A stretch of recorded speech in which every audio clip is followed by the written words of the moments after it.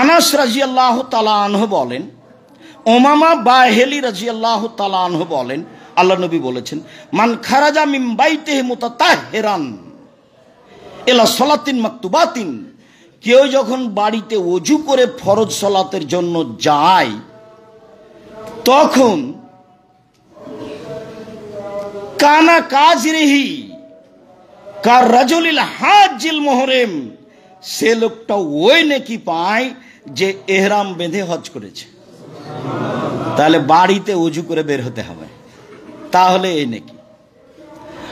Oman খারাজা এলা দোহা, কেউ যদি চাষতের সালাত আদায় করব বলে বাসা থেকে বের হয়, কাল মৌতামের, তাহলে উমরা করে যত নেকি পায় তত নেকি পাবে, তবে ওযু করে বের হতে হবে চাষতের সালাতের জন্য। ওয়া সালাতুন আলা আসারি বাদা সালাতুন কিতাবুন আলা লাগওয়া বাইনাহুমা কিতাবুন ফিল লিন, কেউ যদি এক সালাতের পরে আরেক সালাত আদায় করে, দুই সালাতের মাঝে অপ্রয়োজনীয় কথা না বলে, প্রয়োজনীয় ছাড়া অপ্রয়োজনীয় কথা না বলে, তাহলে তার তালিকাটা ইল্লিনে লিখে দেওয়া হবে। একটা আছে সিজ্জিন আর একটা আছে ইল্লিন। সিজ্জিন পাপীদের খাতা থাকার জায়গা, আর ইল্লিন পরহেজগার মানুষের খাতা থাকার জায়গা, নাম তালিকা থাকার জায়গা। তো আপনি যদি এক সালাতের পরে আরেক সালাত আদায় করেন, আর মধ্যে যদি অপ্রয়োজনীয় কথায় জড়িয়ে না পড়েন, তাহলে আপনার নামটা ইল্লিনে লিখা হবে। এই কথা মুহাম্মদ সাল্লাল্লাহু আলাইহি সাল্লাম বলেন। তিনি বলেন, মান সাল্লা লিল্লাহি আরবাইনা ইয়াওমান ফি জামাতিন, কেউ যদি আল্লাহকে সন্তুষ্ট করার জন্য 40 ওয়াক্ত সালাত জামাতে পড়ে, এইবার চলে এসেছে অন্য কথা, 40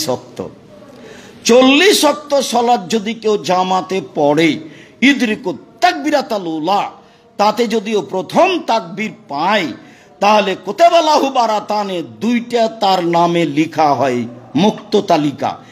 এক, বারিয়াত মিনান নারে, জাহান্নাম থেকে মুক্ত।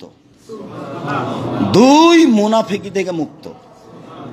40 ওয়াক্ত সালাত যে কোনো মসজিদে, হজ সফরে গিয়ে মসজিদে নববীতে পড়তে হবে।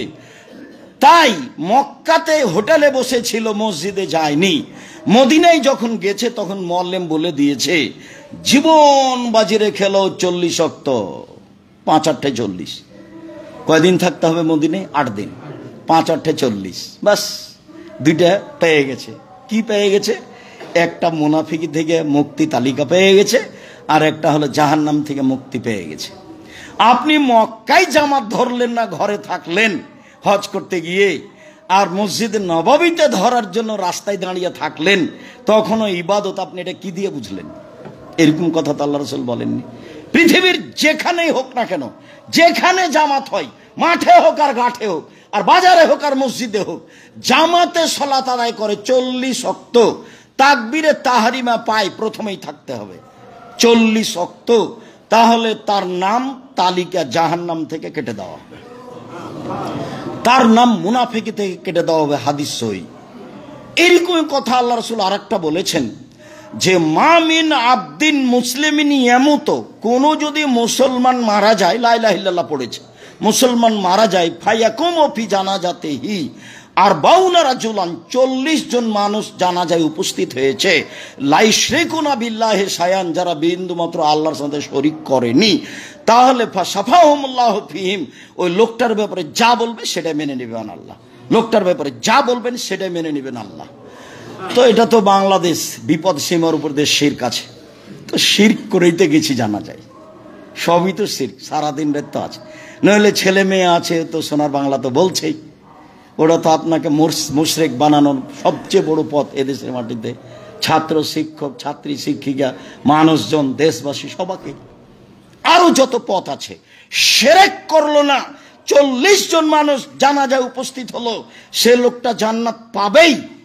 40 ওয়াক্ত তাকবীরে তাহরিমা পেল, আল্লাহকে সন্তুষ্ট করার জন্য আদায় করেছে সালাত, তাহলে তার দুইটা তালিকা হবে। এক, জাহান্নাম থেকে মুক্তি, এটা লিখে দেওয়া হয়েছে। দুই, মুনাফিকি থেকে মুক্তি, এটা লিখে দেওয়া হয়েছে। সম্মানিত দিনী ভাই বোন, আগামী জুমা থেকে সলাতের নিয়মাবলীর উপরে কথা হবে ইনশাআল্লাহ। আপাতত সংক্ষিপ্তভাবে হলেও সলাতের ফজিলত আপনাদের সামনে পেশ করলাম। অজুর ফজিলত এক সময় বলছিলাম, আজকে সলাতের ফজিলত বলছিলাম। পরের কথাটি হচ্ছে এই